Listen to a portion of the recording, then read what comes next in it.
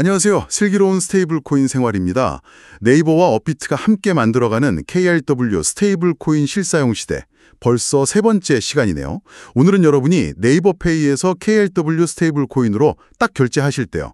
그 돈이 내부적으로 어떻게 흘러가고 또 어떻게 정산되는지 그 실제 과정을 한번 생생하게 따라가 보려고 합니다. 사실 결제라는 게 뭐랄까 기술 그 자체보다는 내가 쓰기 편한가, 믿을 수 있나 이런 사용자 경험이 훨씬 중요하잖아요. 네, 맞아요. 오늘 저희 설명 들으시면 여러분이 결제 버튼 딱 누르는 그 순간부터 어떤 복잡한 과정을 거쳐서 안전하게 거래가 마무리되는지 아마 확실히 감을 잡으실 수 있을 겁니다.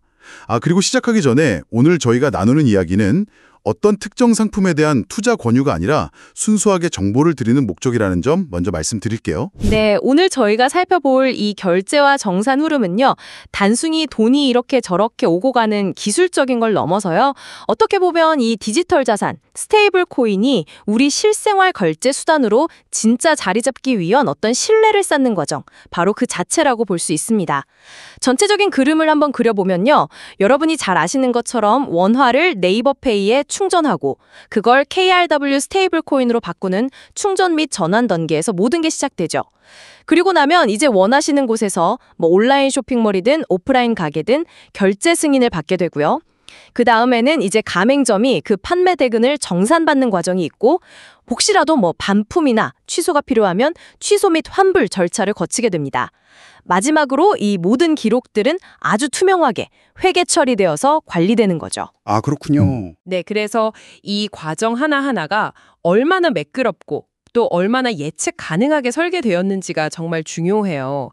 예를 들자면 물건 여러 개 샀다가 하나만 반품하는 부분 취소는 어떻게 처리되는지, 아니면 대규모 리콜 같은 상황에서 대량 환불은 가능한 건지, 그리고 환불 신청하면 도대체 언제 정확히 돈이 들어오는지 알려주는 거, 이런 것들이 다 사용자 만족도랑 직결되거든요. 그렇군요.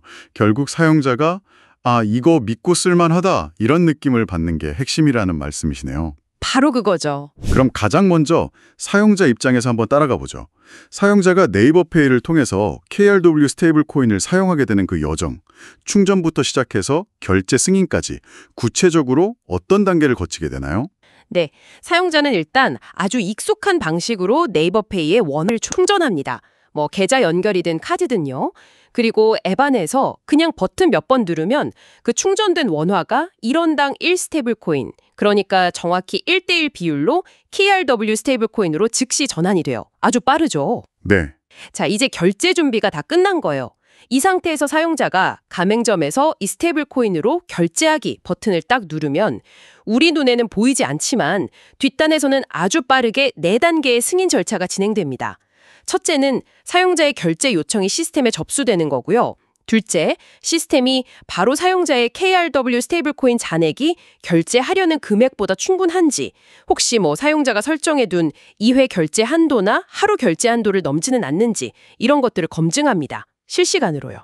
셋째, 이 검증이 성공하면 시스템은 실제 돈을 바로 보내는 게 아니에요. 대신에 결제 금액만큼의 스테이블 코인을 사용자 지갑 안에서 임시로 딱 묶어둡니다. 묶어둔다고요? 네, 이걸 전문 용어로는 홀드 또는 잠금이라고 부르는데요. 이게 거래의 안전성을 확보하는 아주 중요한 장치입니다. 돈이 바로 나가는 게 아니라 일단 잡아두는 거죠. 그리고 넷째, 이 모든 과정이 정말 눈 깜짝할 사이에 완료되면 사용자 화면에는 결제 완료라는 메시지가 뜨게 되는 겁니다. 아하, 그렇군요. 결제가 완료되면 보통 영수증 확인하고 요즘엔 또 리워드 혜택 같은 거 빼놓을 수 없잖아요. 포인트 적립이라든지 그런 건 언제 어떻게 지급되는 건가요? 네, 좋은 질문입니다. 리워드 정말 중요하죠. 사용자 경험에요. 일반적으로는 결제 승인이 성공적으로 완료된 직후 거의 실시간으로 지급되도록 설계됩니다. 시스템이 이 결제 성공했다 라는 신호를 딱 확인하는 그 즉시 미리 설정된 로직, 예를 들어 결제 금액의 1%를 포인트로 적립한다, 이런 규칙에 따라서 사용자 네이버페이 계정에 포인트가 바로 쌓이는 거죠. 또는 이번 결제에 적용될 특정 수수료가 있었다면 그게 면제되는 방식으로 혜택이 제공될 수도 있고요. 거의 동시네요. 네, 사용자는 결제하고 나서 거의 바로 리워드까지 확인하게 되니까 아무래도 만족도가 높아질 수밖에 없겠죠. 네, 그렇죠. 결제만큼이나 또 민감하고 중요한 게 환불인데요. 특히 이게 스테이블 코인이라는 어떻게 보면 좀 새로운 방식이니까 더 궁금하네요. 물건을 반품하거나 주문을 취소할 때 내가 결제했던 그 스테이블 코인은 어떻게 돌아오나요? 당일 취소하는 거랑 며칠 지나서 환불하는 거랑 처리 방식이 좀 다를 것 같은데요. 정말 중요합니다. 사용자의 신뢰랑 직결되기 때문에 아주 중요하게 다뤄지는데요. 크게 보면 한 세 가지 경우로 나눠볼 수 있을 것 같아요. 첫 번째는 즉시 취소입니다. 이건 주로 결제 당일에 한해서 가능한 방식인데요. 이건 뭐랄까 그 결제 승인 거래 자체를 그냥 없었던 일로 되돌리는 개념에 가까워요. 그냥 없던 걸로? 네. 그래서 아까 말씀드린 그 홀드 상태, 임시로 묶어두었던 스테이블 코인의 잠금을 그냥 즉시 풀어버립니다. 해제하는 거죠. 결과적으로 사용자의 스테이블 코인 잔액은 뭐 기다릴 필요 없이 바로 원래 상태로 복구되는 거예요. 아주 빠르죠? 그럼 만약에 옷을 여러 개 샀는데 그중에 한두 개만 반품하는 경우, 그런 경우는 어떻게 되죠? 그게 바로 두 번째 시나리오, 부분 취소입니다. 아주 흔한 경우죠. 예를 들어 옷을 3벌 샀다가 한 벌만 반품하는 경우. 이때는 정확히 그 반품하는 한 벌 가격에 해당하는 금액만큼만 홀드를 풀어줍니다. 그러면 그 금액만큼의 스테이블 코인이 사용자 잔액으로 돌아가거나 아니면 경우에 따라서는 원화로 환불될 수도 있고요. 설정하기 나름입니다. 나머지 2벌 가격에 해당하는 스테이블 코인은 계속 홀드 상태를 유지하다가 나중에 정상적으로 가맹점에게 정산이 되겠죠. 딱 그 부분만 정확하게? 네, 이처럼 부분 취소를 얼마나 정확하게 처리하느냐, 이 정교함이 시스템의 품질을 보여주는 거죠. 마지막으로 결제하고 나서 시간이 좀 꽤 지나서 환불을 요청하는 경우는 어떻게 되나요? 당일이 아닌 경우요. 그게 이제 세 번째 시나리오, 기간 경과 후 환불입니다. 결제 당일이 지나면 즉시 취소처럼 기존 거래를 그냥 되돌리는 방식은 좀 어려워요. 대신에 별도의 환불 거래를 새로 만들어서 처리하게 됩니다. 이 환불 거래는 시스템에 미리 정해진 정산 및 환불 처리 주기에 따라서 진행이 되거든요. 그래서 사용자 입장에서는 결제는 정말 즉시 이루어졌지만 며칠 뒤에 하는 환불은 신청한다고 바로 돈이 들어오는 게 아니라 보통 하루나 이틀 정도 시간이 걸릴 수 있다는 점, 이걸 명확히 임지하는 게 중요합니다. 시간이 좀 걸릴 수 있군요. 네. 그래서 결제는 즉시 됐지만 환불은 D+1일 처리 예정입니다. 와 같이 예상 소요 시간, 이걸 ETA, Estimated Time of Arrival이라고 하는데 이 ETA를 명확하게 안내해 주는 것이 사용자의 불안감을 줄이고 서비스 신뢰도를 높이는 핵심 중의 핵심입니다. 네, 환불 유형에 따라 처리 방식이랑 시간이 달라지고 또 예상 시간을 알려주는 게 정말 중요하겠네요. 잘 알겠습니다. 이런 모든 과정에서 사용자에게 진행 상황을 그때그때 알려주는 알림 기능도 당연히 필수적이겠죠. 그럼요. 매우 중요합니다. 충전 완료됐다, 결제 성공했다, 환불 요청 접수됐다, 환불 처리 완료됐다. 이런 각 단계마다 푸시 알림이나 SMS 아니면 네이버페이 앱 안에 있는 타임라인 같은 형태로 사용자에게 진행 상황을 투명하게 보여주는 것이 정말 중요해요. 그리고 단순히 처리 중입니다 이렇게만 알려주는 것보다는 아까 말씀드린 것처럼 환불 처리 시작됐습니다. 예상 완료 시점은 내일 오전 11시입니다. 처럼 구체적인 예상 시간을 함께 제공하면 사용자는 훨씬 안심하고 서비스를 이용할 수 있겠죠. 네, 사용자 입장에서의 흐름을 쭉 따라 보니까 결국 편리함과 투명성이 핵심이라는 걸 알겠습니다. 그럼 이번에는 반대로 상품을 판매하는 가맹점 입장에서 한번 볼까요? 가맹점은 이 KRW 스테이블 코인 결제 시스템을 어떻게 경험하게 될지 궁금한데요. 승인부터 정산, 그리고 회계 처리까지 어떤 과정을 거치나요? 네, 가맹점은 사용자의 결제가 승인되면 거의 실시간으로 알림을 받습니다. POS 기기 화면에 뜨거나 아니면 별도 알림 메시지로 받거나요. 그리고 만약 필요하다면 가맹점을 위해 제공되는 전용 관리자 페이지나 아니면 그 매장 POS 시스템을 통해서 해당 결제를 직접 취소하거나 부분 취소할 수 있는 기능도 당연히 제공받습니다. 이때 중요한 것은 단순히 취소만 딸깍하는 게 아니고요. 왜 취소하는지, 예를 들어 고객 변심인지, 재고 부족인지, 상품 파손인지 등등 미리 약속된 취소 사유 코드를 선택하거나 입력하도록 하는 게 중요해요. 사유를 입력하는군요. 네, 그래야 나중에 데이터를 분석해서 우리 매장은 이런 이유로 취소가 많이 발생하는구나 파악하고 운영을 개선하는 데 활용할 수 있거든요. 네, 일리가 있네요. 결제가 잘 이루어졌다면 가맹점 입장에서는 이제 제때 판매 대금을 받는 것, 즉 정산이 가장 중요할 텐데요. 정산은 어떤 방식으로 또 얼마나 빨리 이루어지나요? 정산 속도, 이거 가맹점에게는 정말 민감한 부분이죠. 정산 주기는 보통 가맹점과의 계약 조건이나 네이버페이 자체의 정책에 따라 좀 달라질 수 있습니다. 일반적으로는 결제가 발생한 당일 저녁에 바로 정산해주는 당일 정산 T+0 방식이 있고요. 아니면 다음 영업일에 정산해주는 이길 정산 T+1 방식이 주로 사용됩니다. 당일 정산도 있고 이길 정산도 있고. 네. 아무래도 정산 주기가 빠를수록 가맹점의 현금 흐름에는 도움이 되겠죠. 대신에 아주 약간 더 높은 수수료가 적용될 수도 있고요. 그건 정책 나름입니다. 정산 과정은 보통 이렇습니다. 먼저 하루 동안 또는 정해진 정산 주기 동안 발생한 모든 성공적인 결제 내역을 시스템이 쫙 집계합니다. 그 다음 계약된 수수료율에 따라서 총 결제 금액에서 수수료를 딱 계산해서 차감하고요. 마지막으로 이 수수료를 제외한 최종 정산 금액을 가맹점이 미리 지정해둔 스테이블코인 지갑으로 보내주거나 아니면 연동된 은행 계좌로 입금해 주는 거죠. 그렇군요. 만약에 좀 특수한 경우인데 제품에 문제가 있어서 리콜을 한다거나 해서 아주 많은 건의 환불을 한꺼번에 처리해야 하는 상황이 생기면 가맹점은 어떻게 해야 하나요? 그 많은 걸 하나하나 다 취소하기는 너무 힘들 것 같은데요. 네, 맞습니다. 그런 대규모 처리 상황을 당연히 대비해야죠. 그래서 배치 환불 기능이라는 게 필수적으로 제공됩니다. 가맹점은 환불해야 할 거래 목록, 예를 들면 주문 번호나 환불 금액 같은 정보들을 정해진 양식의 파일, 보통 엑셀 같은 CSV 파일 형태로 만들어서요. 가맹점 관리 시스템에 그냥 한 번에 업로드하거나 아니면 관리자 화면에서 여러 건의 거래를 이렇게 체크해서 선택한 다음에 일괄 환불 처리 버튼을 누르는 방식으로 수백 건이든 수천 건이든 환불을 한 번에 효율적으로 처리할 수 있습니다. 파일로 올리거나 한 번에 처리하는군요. 네, 이게 특히 큰 이벤트가 취소되거나 말씀하신 것처럼 대규모 리콜 같은 상황에서 가맹점의 운영 부담을 정말 크게 덜어주는 아주 유용한 기능이죠. 네, 정말 필요하겠네요. 정산까지 다 끝나면 가맹점들은 보통 월말이나 분기별로 회계 처리를 해야 할 텐데요. 이 부분에 대한 지원은 또 어떻게 이루어지나요? 네, 정확한 회계 처리는 가맹점 운영의 기본이니까요. 네이버페이 시스템은 정해진 주기, 보통은 월 단위로 가맹점에게 아주 상세한 정산 리포트를 제공합니다. 이 리포트에는 해당 기간 동안의 총 매출액, 물론 스테이블코인 기준이고요. 그리고 총 환불 금액, 발생한 총 수수료, 그래서 최종적으로 가맹점에게 지급된 정산 합계 금액 등이 아주 명확하게 요약되어 있습니다. 또한 가맹점이 원하면 언제든지 모든 개별 거래의 내역, 그러니까 결제건, 취소건, 환불건 하나하나에 대한 상세한 데이터를 CSV 파일 같은 형태로 다운로드 받을 수 있게 해서요.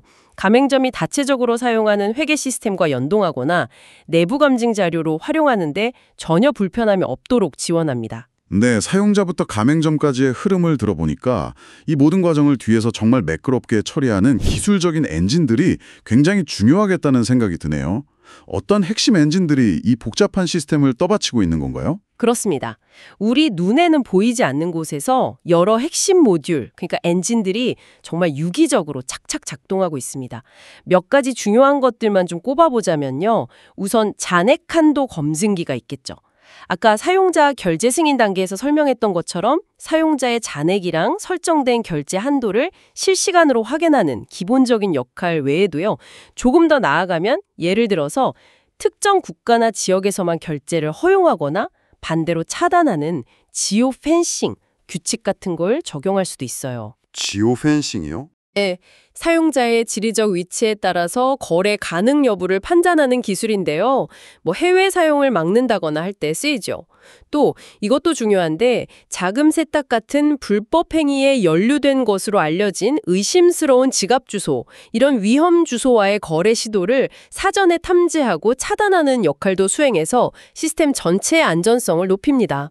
이건 나중에 저희가 다룰 컴플라이언스 이슈와도 연결되는 부분이고요.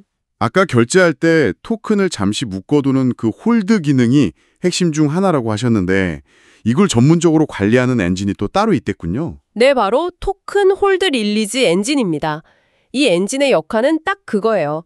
결제가 승인되었을 때 해당 금액만큼의 스테이블 코인을 사용자 지갑에서 실제로 빼내는 게 아니라 일단 홀드 상태로 만들어서 거래를 보류시키는 겁니다. 묶어두는 거죠.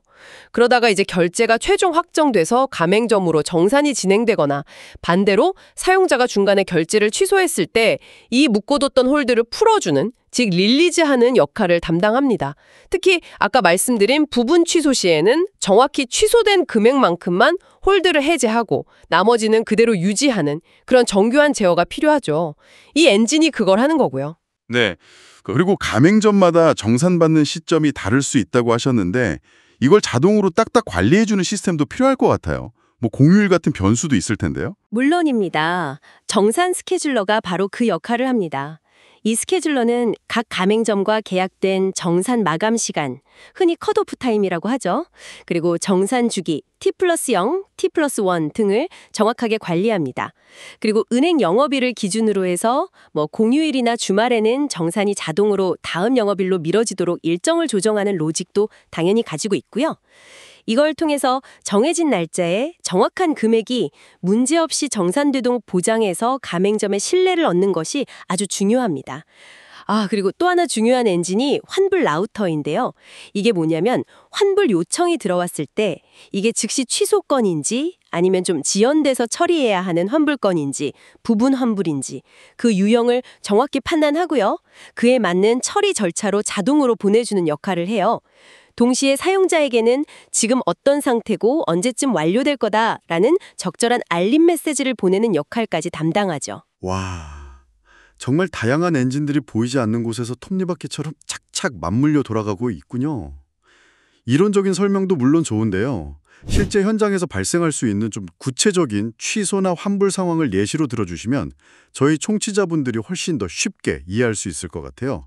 한 3가지 정도 핵심적인 시나리오를 짚어볼까요? 좋습니다. 아주 좋은 생각입니다. 첫 번째 시나리오, 이거 정말 흔할 수 있는 경우인데요.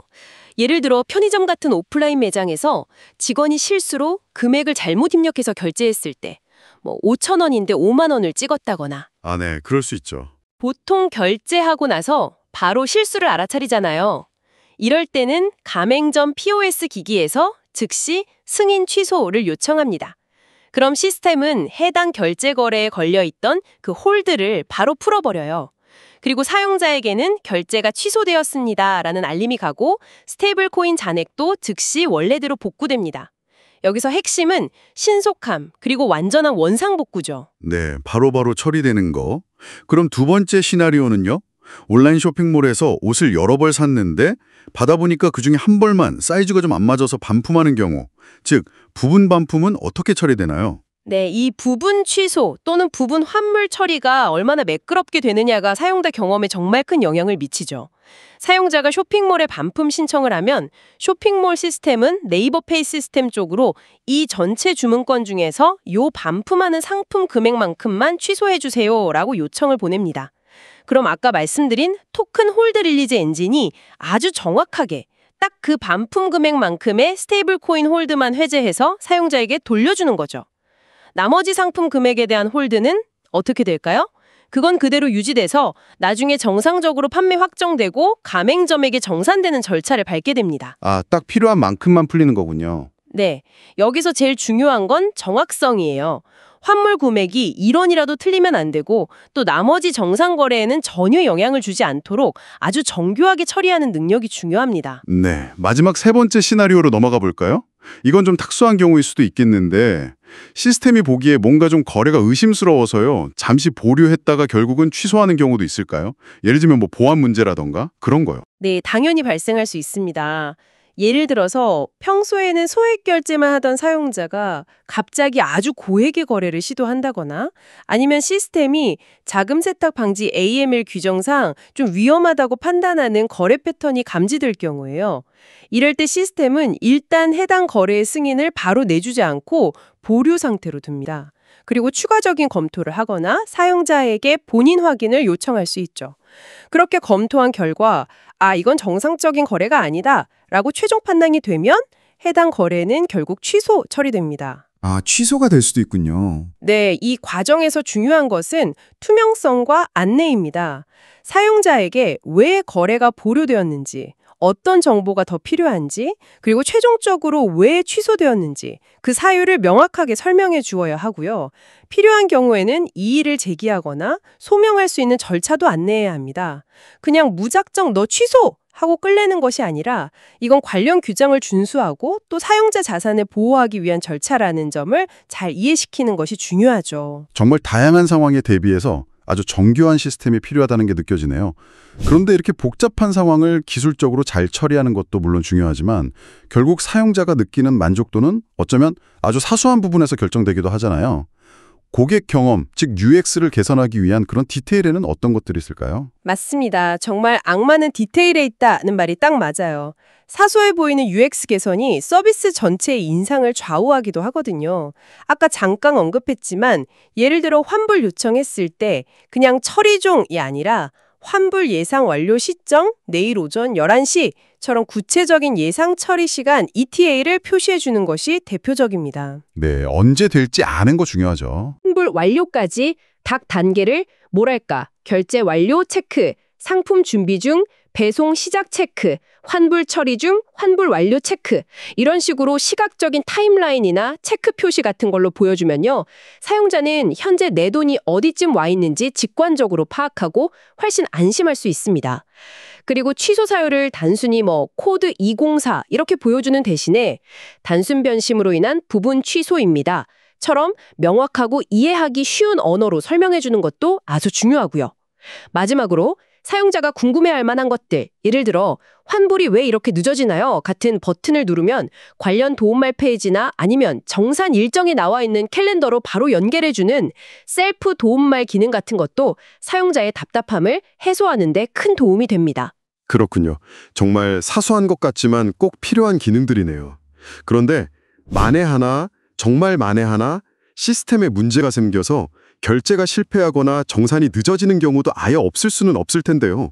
이런 실패 상황이나 장애 상황에 대한 대비책은 또 어떻게 마련되어 있나요? 네, 완벽한 시스템이라는 건 사실 없죠. 그래서 실패 상황이 발생했을 때 그걸 어떻게 관리하고 얼마나 빨리 복구하느냐가 결국 그 서비스의 신뢰도를 결정합니다. 예를 들어 사용자가 결제를 시도했는데 잔액이 부족하거나 서비스 지역 제한에 걸렸거나 아니면 정말 일시적인 네트워크 오류 때문에 실패했을 경우에요. 단순히 오류 발생 이렇게만 띡 보여줄 게 아니라 가능한 원인을 좀 친절하게 안내하고 예를 들면 KRW 스테이블 코인 잔액이 부족합니다. 충전 후 다시 시도해 주세요. 가능하다면 다른 결제 수단을 이용하도록 유도해야겠죠.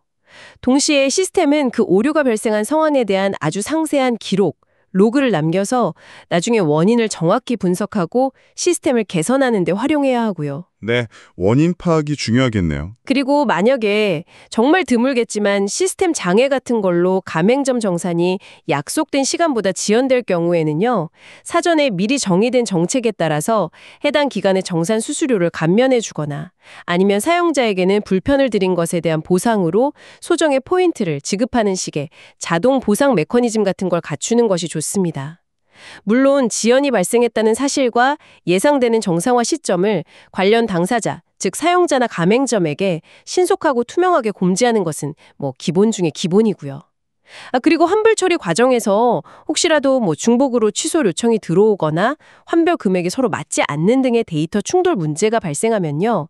이걸 시스템이 자동으로 어설프게 처리하려고 하기보다는 별도의 예외 케이스를 딱 분류해서 운영 담당자가 직접 내용을 확인하고 수동으로 안전하게 처리하도록 하는 그런 안전장치도 반드시 필요합니다. 네, 정말 문제가 생겼을 때 어떻게 대응하느냐가 더 중요할 수 있겠네요. 아주 꼼꼼하게 대비해야 하는군요.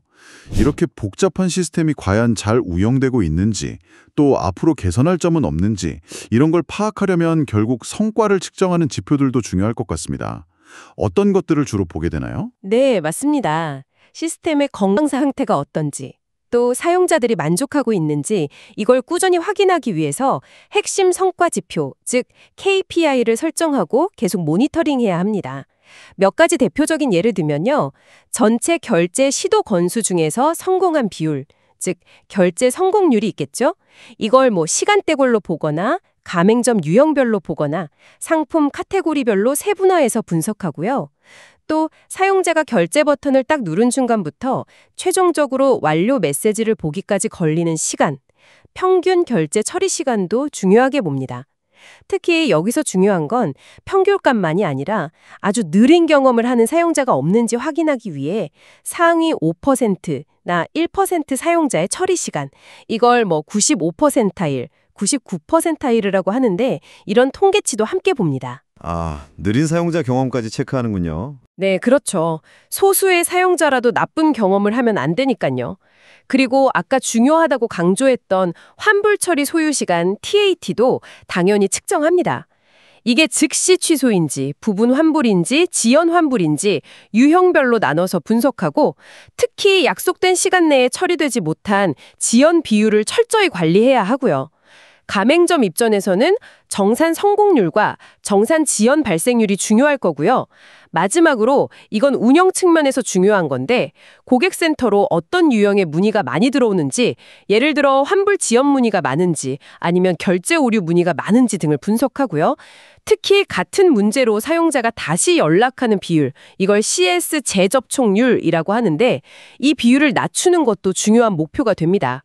네, 다양한 지표들을 봐야 하는군요. 네, 이런 지표들을 통해서 문제점을 조기에 발견하고 데이터를 기반으로 개선 방향을 잡아나가는 것이죠. 단순히 시스템을 잘 만드는 것뿐만 아니라 이걸 지속적으로 관리하고 개선해 나가는 노력이 정말 중요하군요. 그럼 마지막으로요.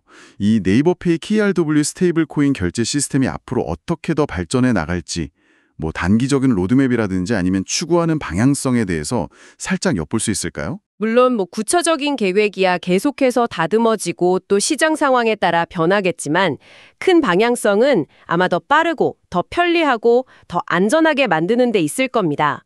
예를 들어서 서비스 출시 초기 한 1개월에서 3개월 사이, 그러니까 D+30에서 D+90 정도까지는요.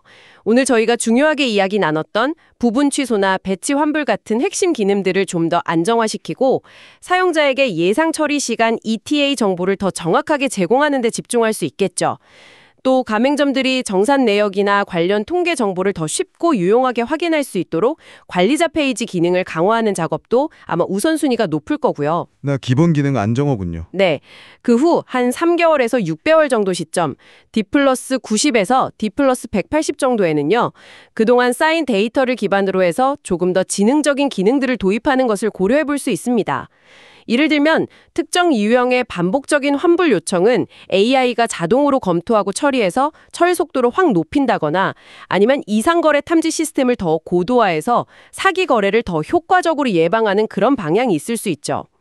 또 외부 개발자들이 이 네이버페이 스테이블 코인 결제 기능을 자신의 서비스에 더 쉽게 연동할 수 있도록 API 문서를 잘 만들어서 공개하고 기술 지원을 강화하는 방향으로 나아갈 수도 있습니다. 생태계를 넓히는 거죠. 궁극적으로는 사용자에게나 가맹점에게나 기존의 다른 결제 수단보다 더 나은 경험을 제공하는 것, 그것이 최종 목표라고 할 수 있겠습니다. 네, 정말 기대되는 발전 방향이네요. 오늘 네이버페이 KRW 스테이블 코인이 사용자 손에서부터 어떻게 충전되고 결제되며 또 어떻게 환불되고 최종적으로 가맹점에게 정산되는지 그 상세한 흐름과 시스템의 작동 방식 그리고 미래의 모습까지 아주 깊이 있게 설명해 주셔서 정말 감사합니다. 오늘 이야기의 핵심을 딱 한 문장으로 정리해 주신다면 뭐라고 할 수 있을까요? 네, 오늘 살펴본 네이버페이 KRW 스테이블 코인 결제 정산 시스템의 핵심은 아마 이렇게 요약할 수 있을 것 같습니다. 결제는 눈 깜짝할 사이에 아무런 막힘 없이, 환불은 언제 될지 투명하고 예측 가능하게, 정산은 약속한 시간에 정확하게. 바로 이 세 가지 원칙을 통해서 사용자에게는 최고의 편리함을, 그리고 가맹점에게는 흔들림 없는 신뢰를 제공하는 것. 이것이 바로 성공적인 스테이블 코인 결제 생태계를 만드는 가장 기본적인 기반이라고 할 수 있겠습니다. 아, 명쾌한 정리 감사합니다. 결제는 막힘없이, 환불은 예측 가능하게, 정산은 정확하게. 기억하겠습니다. 자, 오늘 슬기로운 스테이블 코인 생활 세 번째 이야기는 여기까지입니다. 저희가 다음 네 번째 시간에는요. 이 KRW 스테이블 코인의 가치가 항상 1원과 동일하게 유지되도록 하는 그 핵심, 패깅의 비밀에 대해서 알아볼 거고요. 그리고 그 중요한 역할을 담당하는 파트너죠. 바로 업비트. 업비트 측의 기술적인 노력들, 예를 들면 오더북, 거래장부 관리 방식이라든지 사용자가 원할 때 언제든 스테이블 코인을 다시 원화로 바꿀 수 있게 하는 상환 메커니즘, 그리고 가격 안정을 위한 마켓 메이킹, 전작 같은 아주 흥미로운 내용들을 자세히 파헤쳐 볼 예정이니까요. 다음 시간도 꼭 함께해 주시기 바랍니다. 네, 스테이블 코인의 가장 핵심적인 가치죠. 바로 안정성. 이 안정성을 지키는 기술적인 뒷받침들을 아주 흥미롭게 들여다보는 시간이 될 것 같습니다. 다음 이야기도 많은 기대 부탁드립니다. 네, 다음 이야기도 놓치지 않으시려면 구독과 알림 설정 잊지 마시고요. 지금까지 슬기로운 스테이블 코인 생활이었습니다. 청취해 주셔서 감사합니다.